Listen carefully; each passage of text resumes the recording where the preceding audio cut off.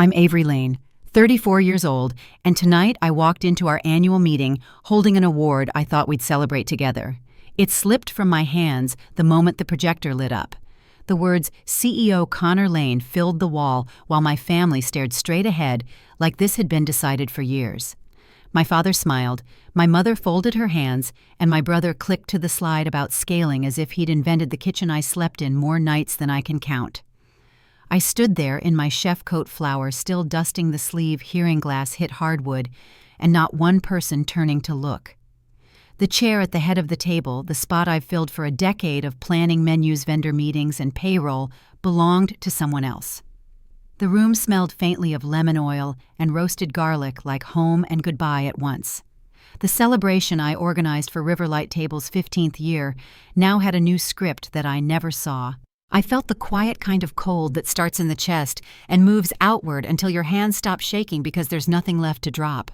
Before I go any further, tell me where you're listening from in the comments and tap like and subscribe if you've ever poured your whole heart into something, only to be told someone else should lead it. I grew up on the east side of Portland in a 2-bedroom bungalow where my mother taught me to fold napkins into little boats, and my father taught me that a promise made is a promise kept, even if nobody's watching. We didn't have much, but we had Saturday breakfasts, church rummage sales, and a kitchen table that groaned under pot roast when neighbors came by. Kindness wasn't a word we said often, it was the way dishes were passed. By high school, I was saving for culinary school, taking bus rides across town for a dishwashing job and learning to hear when onions were ready by the sound they made in the pan. When Riverlight Table opened, the dining room was 4 mismatched chandeliers and 8 tables, and my father's ledger stayed open on a crate we called a host stand. We were proud of every single reservation that wrote itself into that book. As years went on, the neighborhood changed, lofts, tasting rooms, and the kind of shops where a candle costs as much as a week's groceries used to. The people who started coming in wore slim watches and expense accounts, and they loved the crab on the spring menu, but wanted a tasting for $50 on a weeknight. I learned how to say yes without losing what made the plate sing, building relationships with small farms on one end and corporate event planners on the other, translating my mother's Sunday dinner heart into something a hotel executive could understand. The money looked different, the expectations grew sharper, and I kept my balance by holding to the same old rules. Call back when you say you will pay your suppliers first. Never send a plate. You wouldn't serve your own. It mattered to me that the tomatoes on our August menu came from Ruth's southeastern field, where the morning sun hits sweet and the afternoon shade keeps the skins thin. That kind of detail doesn't print well on a spreadsheet, but you can taste it. Inside our family, the ground shifted in quieter ways. My father loved a clean balance sheet, my mother loved a polished press photo, and I loved a kitchen that ran like a hymn, steady, warm, and true. Connor went to business school back east and came home speaking a language that sounded efficient and far away, full of slides and arrows pointing up. At first it felt like a good thing, new energy with old roots, the kind of mix that keeps a place alive past year 10. I showed him my binder of seasonal purveyors, and he showed me margin targets. We both nodded and said we'd learn from each other. Somewhere in there, phone calls that used to come to me started landing on his desk, and calendar invites were sent to everyone but the person cooking for the tasting. By spring, I had won a city award for a dish I nursed through 3 seasons, and we had a meeting on the books with the Shoreline Grand to finalize the biggest contract Riverlight Table had ever seen. I didn't say this out loud, but I let myself imagine my parents sitting in a dining room where the silverware matched and their daughter's name was listed under culinary director, not buried in small print beneath the logo. I spent early mornings on the phone with fishermen and late nights balancing costs on scratch paper, trying to keep the plate honest and the numbers sound. When the annual meeting moved up 2 weeks without notice, I assumed it was to get ahead of a busy anniversary weekend. I put on a clean coat and carried my plaque because I thought we would toast and then get back to work. The projector came on the title slide, lit the room, and the only sound I heard was the award hitting the floor. My mother called it a transition. My father called it continuity, and my brother called it strategy. None of them used my name in a sentence that had the word partner in it. They told me the kitchen would still be mine, the way a front porch belongs to you, while someone else locks the door from inside. I listened to phrases about scale and systems and announcements, and I watched the chair that used to hold my notebook and 2 sharpened pencils hold a leather portfolio with a monogram I didn't recognize. The celebration posters I designed leaned against the wall behind them, the ink still bright from the print shop. When I finally found my voice, it didn't rise. It settled like a pan placed level on the burner, steady enough to carry the heat. I congratulated my brother. Then I asked one question about the meeting with the Shoreline Grand, the one circled 3 times on my calendar. My father's smile thinned. My mother glanced at the clock, and my brother clicked the remote to a slide titled Menu Standardization Phase 1. He said we'd talk contracts later, that tonight was about leadership and vision, that details could be handled in due course. The room felt smaller than it had when we started, as if the walls understood something I was just starting to name. I picked up the plaque from the floor, and the corner had splintered a tiny crack you wouldn't notice unless you were the one who had held it.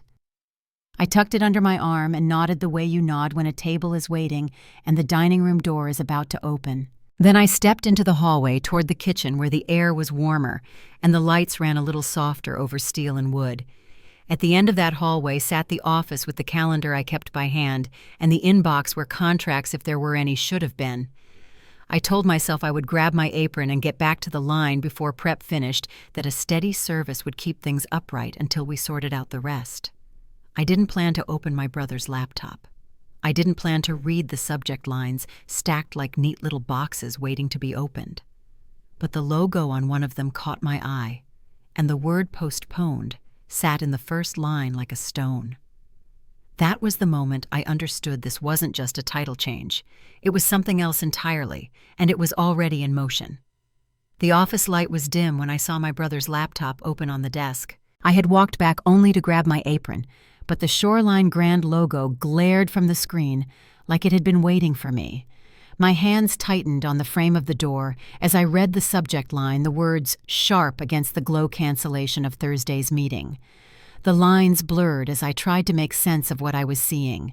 Months of work hours spent refining seasonal menus, all dissolved into a few sentences, confirming that Connor had postponed the biggest deal of our restaurant's history.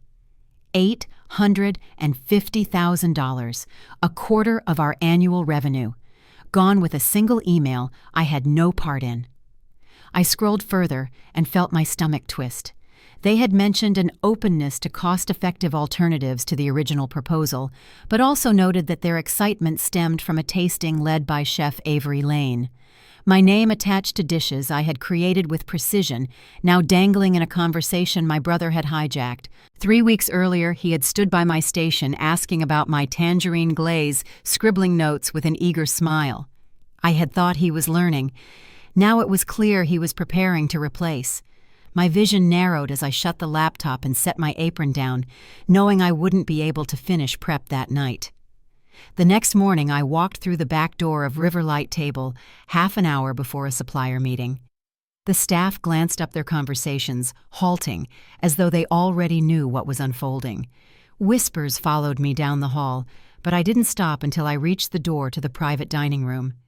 It was open just enough to catch Connor's voice, smooth and confident. He sat at the head of the table, dressed in a suit so new that chalk lines still marked the cuffs.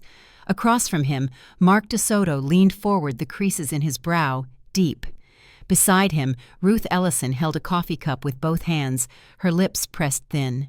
"The premium seafood orders are simply unsustainable," Connor was saying, sliding glossy folders across the table. "We'll be transitioning to a national distributor. Greater consistency, lower costs." Mark's jaw flexed as he shifted in his seat. "Chef Avery chose our catch because it's pulled fresh each morning. Your customers will taste the difference." Connor shook his head slightly. "Our patrons want value and consistency, not variability." He turned to Ruth. "We'll also be consolidating produce orders through Portland Restaurant Supply. Their volume discounts are substantial." Ruth's voice trembled, though her words held steady. "Those tomatoes on your summer menu come from my southeastern field. Morning sun, afternoon shade. That's why they're sweeter than anything you'll buy from a warehouse." I pushed the door wider and stepped inside. Chairs scraped lightly as 3 pairs of eyes turned toward me. Connor's smile was polite, his tone clipped. "This is a private meeting." "Is a private." I moved to stand behind Mark and Ruth, my voice quiet but firm. With my suppliers, I said, resting a hand on the back of Mark's chair. "The people who helped build what Riverlight Table is known for." Connor sighed as though indulging a child. "My sister is struggling with the new direction. Please direct all questions to me going forward." I ignored him and lifted one of the folders from the table. Inside were mock-ups of new menus. My king crab with tangerine glaze was gone. So was the cedar plank salmon with huckleberry reduction. In their place, generic listings grilled seafood platter fish of the day. I let the folder fall shut. "You're standardizing," I said, though I already knew. Connor leaned back. "We're creating scalable systems." Dad and Mom agree it's the right move. The weight of it settled in my chest. This wasn't only about my position. It was about erasing the very reputation I had built dish by dish, season by season. Mark asked softly, "What happens to your business without our orders?" His answer came without hesitation. "I'll survive, but I've got 2 boats fishing almost exclusively for you. I'll have to let a captain go." Ruth nodded, her grip still tight on her cup. "I've been planting heirlooms according to your menu plans. If you stop buying, half my crops won't make it." Connor cleared his throat. "These are unfortunate but necessary adjustments." "Speaking of adjustments, Avery, we should also review your compensation. Head chefs don't receive executive-level pay." The words landed heavier than any insult. For over a decade, I had given 60-hour weeks holidays, missed relationships put aside, all in the name of building Riverlight Table. To hear it reduced to a demotion and a cut in pay left me cold. I walked out before the meeting ended, but the sound of Ruth's mug setting down hard against the table followed me. That evening, long after the lights dimmed, I packed my knives into their cases. Ben found me in the kitchen, his sleeves rolled, his expression steady. "The staff's with you," he said, no hesitation in his voice. "Whatever you decide, we'll follow." I wrapped my santoku in cloth, the weight of it familiar in my hands. I didn't know whether to stay and fight every day or to walk away completely. The choice hung heavy pressing from both sides. 2 days later, an email appeared in my inbox with the subject line "Mandatory Staff Meeting." The words "Menu Overhaul Implementation" sat just beneath. Connor had scheduled it during prep, the busiest hour of the day. When I entered the room 5 minutes late, flowers still on my coat, the air buzzed with unease. Connor stood at the head of the table, my place, clicking through slides. "Perfect timing," he said, as though rehearsed. The screen displayed a streamlined menu stripped of my dishes. Lauren, one of our longest-serving waitresses, raised her voice. "But the crab with tangerine glaze is our most requested dish. We have regulars who come just for it." Connor's smile tightened. "We can't be held hostage to one chef's specialties. Efficiency must come first." The days that followed unraveled quickly. Regulars asked servers why favorites were gone. Couples who had celebrated anniversaries for years left without ordering. I overheard questions that stung. What happened to the quality? Connor's answer was always the same: blame the kitchen. Not the decisions, not the shortcuts, but the cooks who carried out orders. Lauren flushed red when longtime patrons sent back overcooked steaks, apologizing for food she hadn't been allowed to serve the right way. Then the review came. Portland's most respected food blog asked if Riverlight Table had lost its flame. The critic who once praised my reinvention of American classics now questioned whether the restaurant had abandoned quality for mass appeal. Inside the kitchen, the change was even clearer. My smoker, my mandolin, my precision thermometers all moved to storage. In their place, 3 identical deep fryers lined the counter. When I asked where my equipment had gone, Ben's eyes dropped. "Connor said we needed fryer capacity. Your things are in the closet by the loading dock." Each night I went home and stared at the ceiling, the recipes playing out in my head, as though they were begging to stay alive. For the first time since school, cooking no longer felt like joy. The kitchen had turned into a battlefield where every instruction carried the risk of being countered in front of staff. When I told a cook to finish a salmon with compound butter, Connor appeared seconds later. Only olive oil, he announced loud enough for the dining room to hear. Consistency is what matters. One night, after 3 tables sent back Connor's version of my scallops, I retreated to the walk-in cooler. The air was sharp against my face as I pressed my forehead to the shelving. I refused to cry. Instead, I began writing. Page by page, I filled a leather-bound journal with recipe supplier contacts and the techniques I had honed. If they stripped the kitchen bare, they would not erase the work that lived in my hands. The following evening, after service ended, I found a tangerine placed on my station. Beneath it, a note in Ben's handwriting. Your recipes, your vision. Some things can't be replaced, not even by an MBA. For the first time in weeks, I smiled, but the cracks were widening faster than I could mend them. Connor was preparing for the Shoreline Grand Executive Dinner, the very contract I had nurtured for months. The kitchen hummed with tension as staff chopped seared and plated under his directives. My father appeared in the doorway with Connor at his side. "Avery, we need to discuss tonight's menu," he said. I didn't look up from the simmering pot. "My preparations are exactly what earned this opportunity." My father's voice stayed even. "Connor's in charge now. This is business, not personal." The spoon froze in my hand. Connor cut in smoothly. "The executives want scalable concepts, not one-offs only you can execute." The words rang like a final judgment. That was when I knew the choice was no longer mine to delay. The night of the Shoreline Grand Dinner prep ended with my apron folded on the counter and my father's words still in my ears. Business, not personal. The silence that followed pressed harder than anything he had said aloud. When I left the kitchen, the hum of the walk-in coolers and the faint clatter of dishes carried on, like the restaurant didn't care who led it. But my chest ached, as if every sound marked the end of something I couldn't name yet. The next morning, the air in Riverlight table felt different. Regulars still came through the doors, but their eyes lingered on menus longer than before. Lauren returned from the floor with tight lips after a couple asked why the crab had vanished. "They've come here every June for it," she whispered. I caught the way she rubbed her hands together, like the words themselves made her cold. At another table, an older couple left their glasses untouched after hearing the halibut with preserved lemon was no longer offered. The dining room had once hummed with a rhythm I could trust, but now each order felt like a test we were destined to fail. Connor's response was swift whenever complaints reached him. "Execution in the back isn't meeting standards," I overheard him telling 2 longtime patrons after they sent back steaks that had sat too long under the heat lamps. His voice carried just enough to reach the kitchen doorway. I saw Lauren's cheeks burn as she apologized to customers for food she hadn't chosen to serve that way. The blame traveled quickly, settling on shoulders that had carried too much already. A week later, the city's most respected food blog posted their review. I read the headline twice, "Has Riverlight Table Lost Its Flame?" The article noted the shift from inventive seasonal plates to a streamlined menu that could belong to any mid-sized chain. My name appeared once in the past tense, alongside dishes that no longer existed. I folded the newspaper neatly, then placed it under my journal without comment. In a place where words no longer seemed to matter, I had started letting ink carry what I couldn't.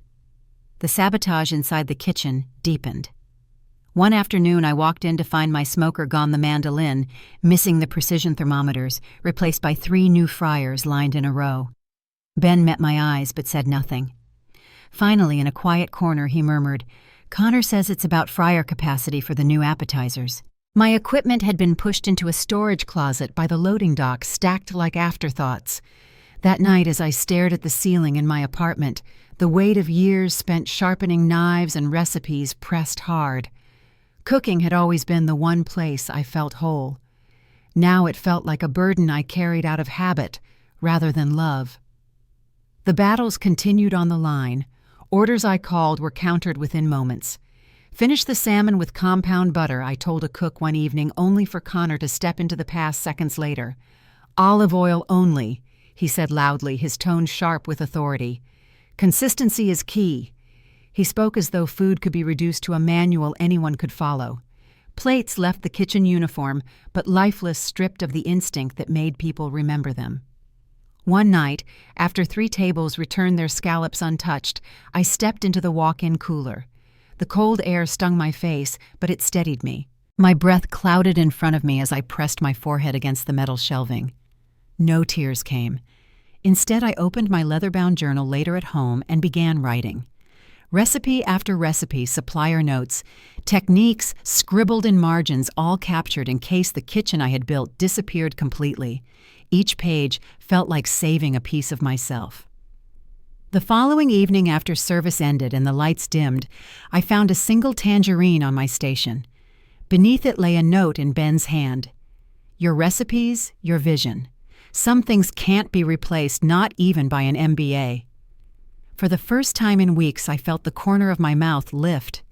It wasn't victory, but it was proof that at least one person still saw what I carried. Still the pressure mounted. Customers noticed, reviews shifted, and whispers spread among the staff. Morale sagged as servers braced for questions they couldn't answer. The kitchen had become a place where loyalty meant walking on eggshells, where each instruction risked being undone publicly. Nights ended with me scrubbing pans harder than necessary, as though effort alone might hold the walls together. But the cracks widened with every service. Then came the final insult. My father stepped into the kitchen alongside Connor during prep for the Shoreline Grand Executives. His voice carried a calm edge.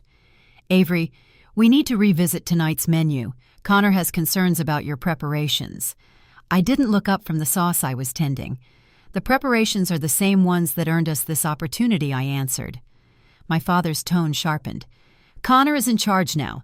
This is business, not personal." Connor's reply came quick.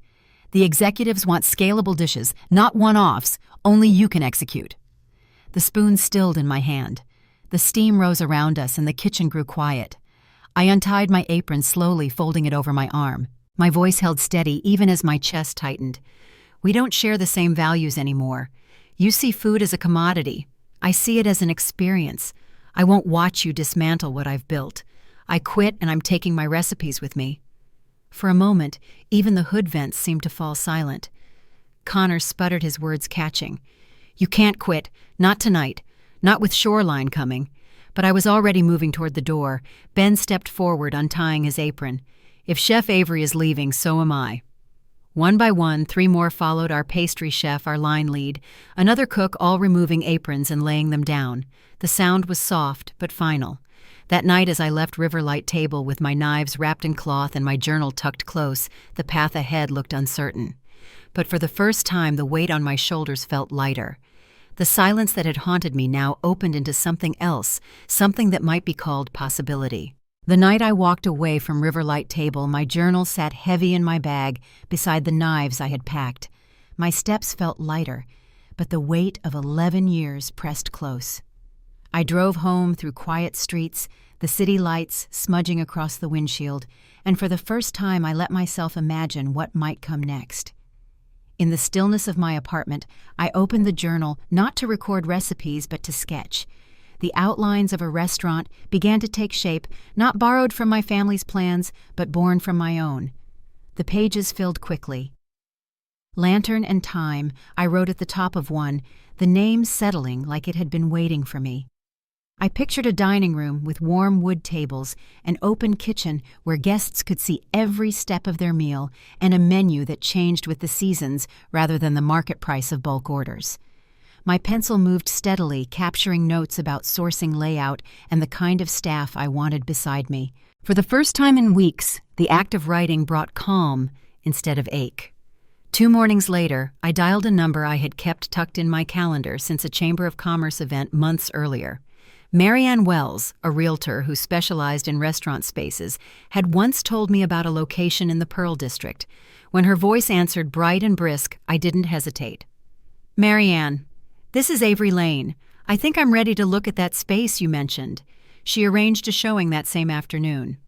The Pearl District space stood empty, sunlight pouring through tall windows onto reclaimed wood floors. Dust lingered in the air, but I could see the outlines clearly, a chef's counter running along the open kitchen shelves lined with local wines, the kind of glow that makes strangers linger long after the plates are cleared. As Marianne described the lease terms, I traced the edge of the counter with my hand. "This feels right," I told her. My voice didn't shake. That evening, I called Andrew Pierce from the Shoreline Grand. He answered on the second ring. Avery. "I've been wondering if I'd hear from you," he said, his tone warmer than expected. I explained I was no longer with Riverlight Table, but wanted to present my own vision. A pause stretched on the line before he replied. "The tasting we attended was yours, not your brother's. We're interested in hearing what you have planned. We set a private meeting for the following week." Days blurred as I built a portfolio. Photographs of award-winning dishes, supplier lists, and financial projections spread across my table. Ben came by in the evenings, lending his quiet support, while Ruth introduced me to 2 new growers from the valley, who specialized in heirloom vegetables rarely found outside their fields. "They've been waiting for a chef who values what they do," she said, as we walked between rows of rainbow chard, the morning dew still clinging to the leaves. The air smelled of earth and promise, and I felt my shoulders ease. Mark called the next night. "I've got a shipment of king crab coming in premium quality.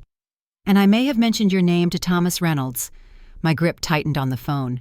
Reynolds was a venture partner known for backing chef-driven restaurants. "He wants to meet you," Mark added. I closed my eyes for a moment, letting the possibility sink in.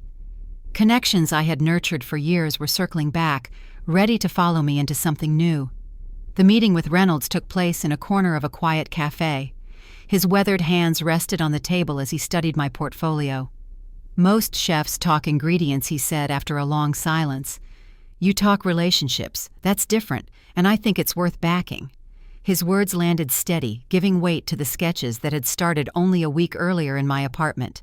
With his support, the path forward opened wider than I had dared hope. Meanwhile, the calls from my parents grew frequent.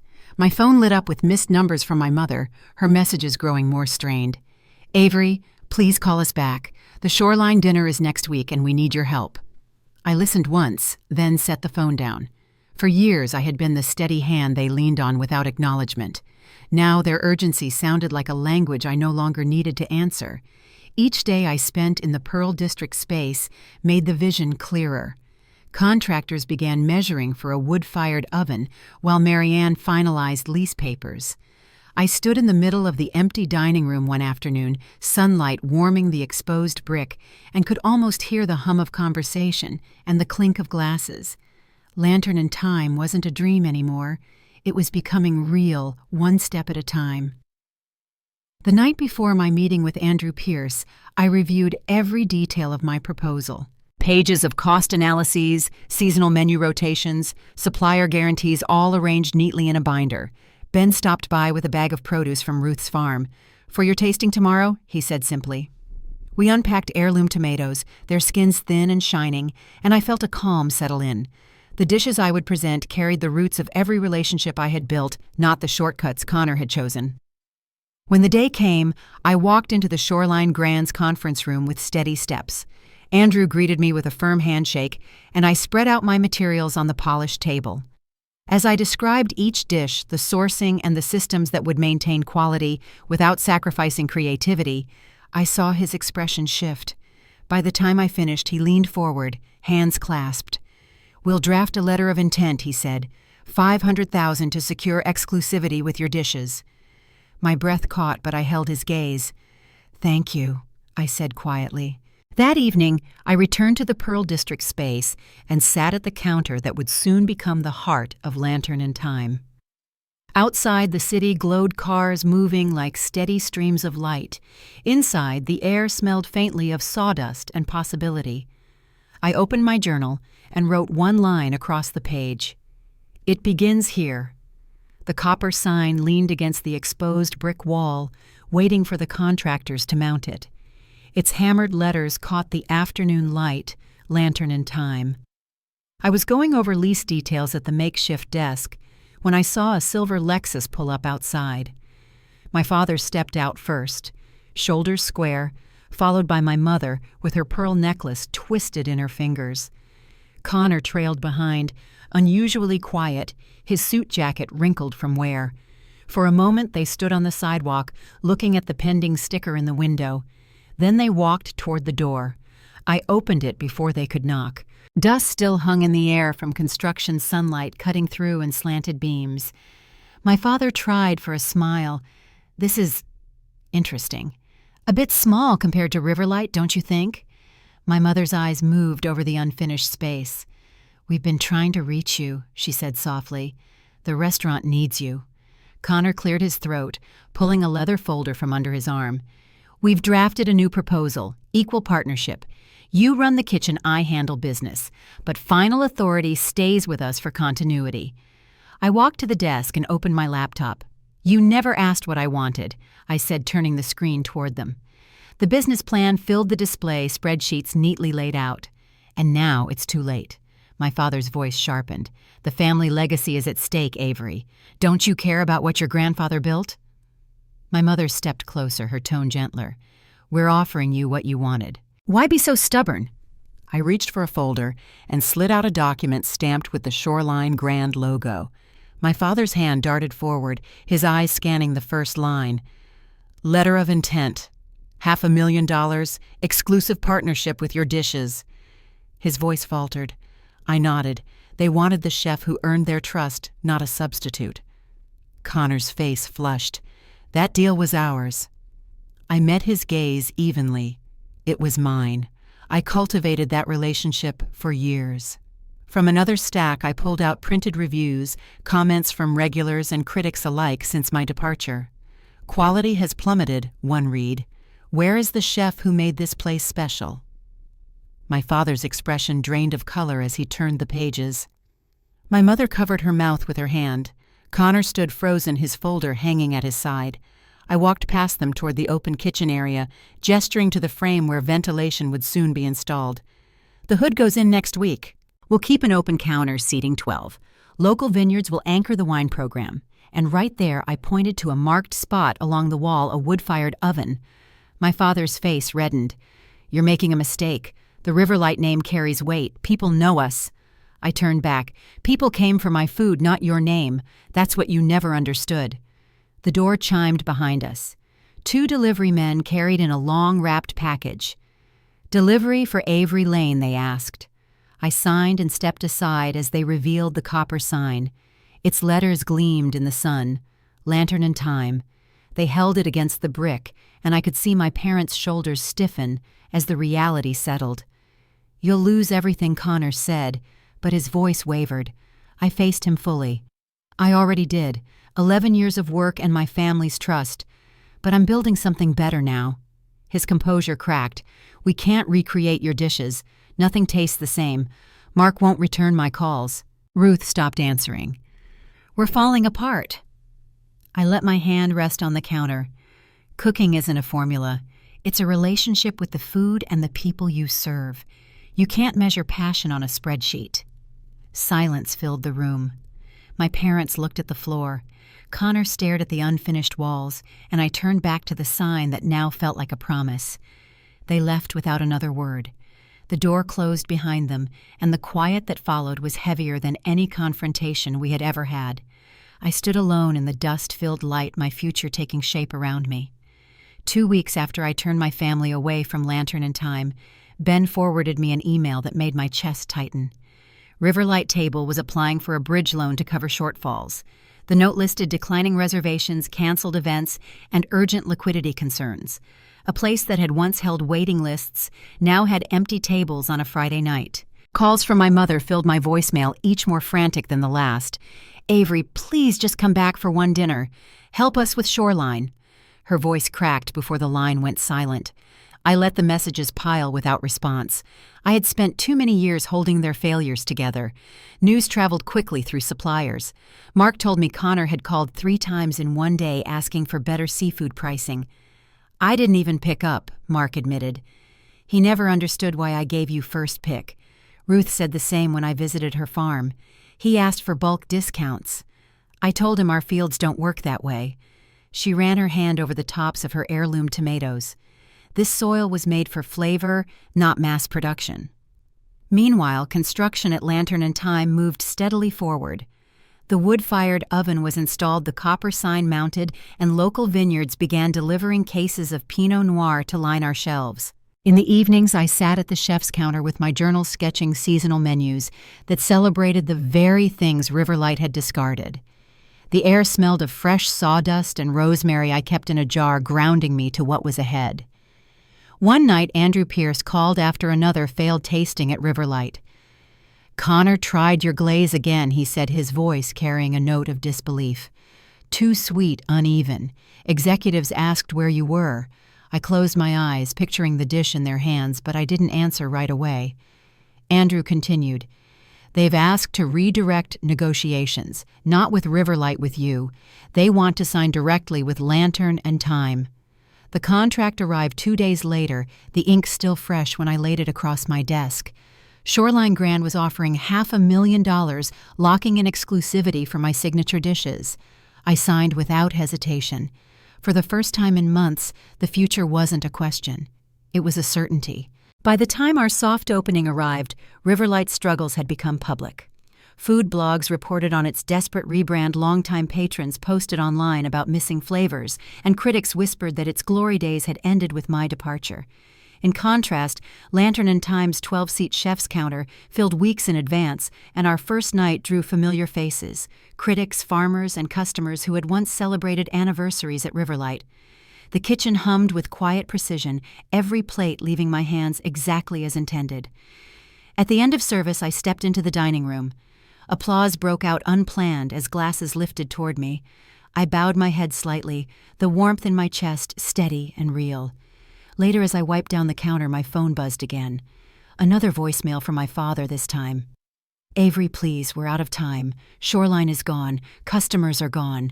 We need you." His words carried the weight of something breaking. I listened once, then deleted it. The copper sign above me glowed in the dim light, and I knew where I belonged. That night, after the last guest left, Ben poured champagne into mismatched glasses we'd borrowed for staff meals. Ruth dropped off a crate of late summer vegetables as a gift. Mark raised his glass and said quietly, "To doing it right." We clinked the sound, echoing off new walls that already felt like home. The contrast was clear. Riverlight Table was collapsing under shortcuts and arrogance, while Lantern and Time grew on roots planted with care. For years, I had been their foundation. Now, I had built my own. Headlines broke the week after Lantern and Time's opening. Riverlight Table seeks emergency funding. One article read, followed by another titled, "Beloved Portland Restaurant Stumbles Under New Leadership." Critics who once praised our seasonal menus now compared bland, standardized plates to chain dining. Social media filled with photos of half-eaten dishes and captions like, "Not the same without Chef Avery." I didn't reply to any of it, but the news reached me anyway, whispered by guests over wine and passed along by friends who had stayed loyal. At Lantern and Time, the story was different. Reservations filled 3 months in advance, the counter lined each night with diners eager to watch plates come together in the open kitchen. Ruth's produce shone under the lights, Mark's seafood arrived fresh before dawn, and Ben moved beside me with quiet precision. After service one night, I found an envelope tucked in the mail stack. Inside was a formal invitation, Lantern and Time nominated for Restaurant of the Year by the American Culinary Federation. The memory of standing under stage lights 2 years earlier came back sharp, clutching a plaque while my parents whispered about Connor's future. Now the nomination carried a different weight. It wasn't tied to Riverlight or to family expectations. It was tied to me and to the team who had chosen to walk away with me. The night of the awards gala, I slipped into a navy dress and walked into a ballroom lined with white tablecloths and glittering chandeliers. My name was called among the finalists, and I felt the hum of the crowd settle. When Lantern and Time was announced as the winner, I rose slowly, the spotlight warm across my shoulders. My hands didn't tremble when I accepted the plaque. At the podium, I thanked my team by name, Ben, Ruth, Mark, and every cook who had believed in the vision. Success isn't about proving others wrong, I said, my voice steady. It's about proving yourself right. Back at the restaurant that night, we gathered around the long counter for a late toast. Ruth brought champagne, Mark held up an advance copy of my first cookbook, and Ben uncorked the bottle with a grin.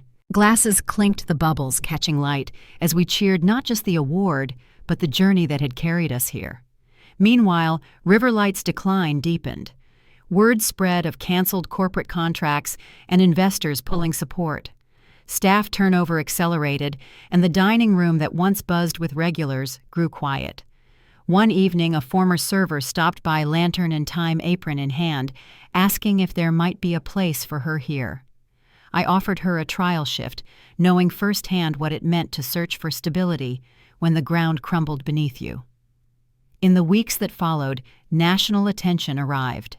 A magazine in New York requested an interview, and a Chicago critic flew in for dinner.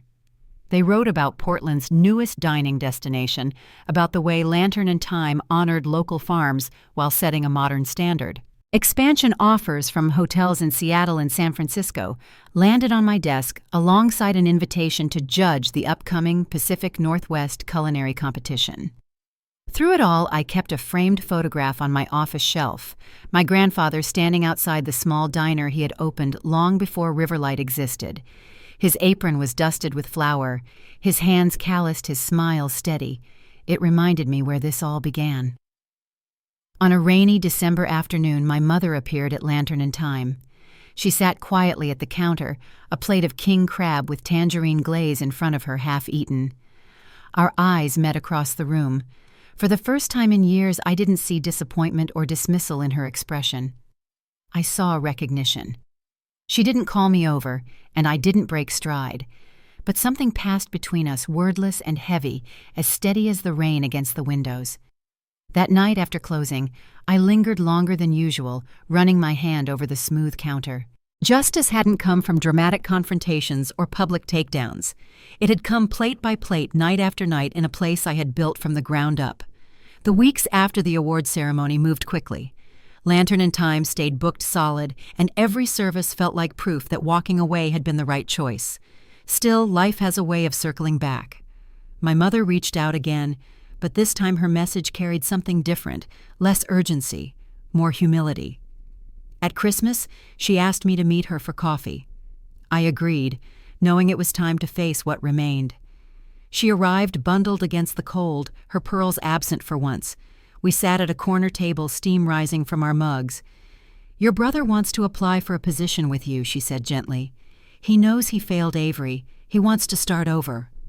I listened, the words settling between us like snow. Part of me bristled, remembering the silence of that meeting room when the plaque fell. Another part wondered if change, however late, could be real. A week later, Connor stood in my office at Lantern and Time, resume in hand. His suit was less crisp, his voice quieter. "I don't expect forgiveness," he said, eyes steady, "but I'd like the chance to learn from you. No titles, no shortcuts." I studied him for a long moment. The decision wasn't about trust anymore. It was about boundaries. If you work here, you'll earn your place like everyone else. No exceptions. He nodded without hesitation. That spring, we welcomed a new culinary student into the kitchen. Zoe was 19, nervous, but eager, her hands shaking the first time she presented a sauce for tasting. I asked why she had chosen thyme instead of rosemary, and she explained her reasoning with care. Her answer showed promise. I saw a spark in her that reminded me of my own early days, when mentors were rare and encouragement even rarer. Investing in her growth felt like the most natural thing in the world. One evening after service, I lingered in the dining room. The copper sign above the door glowed softly in the lamplight.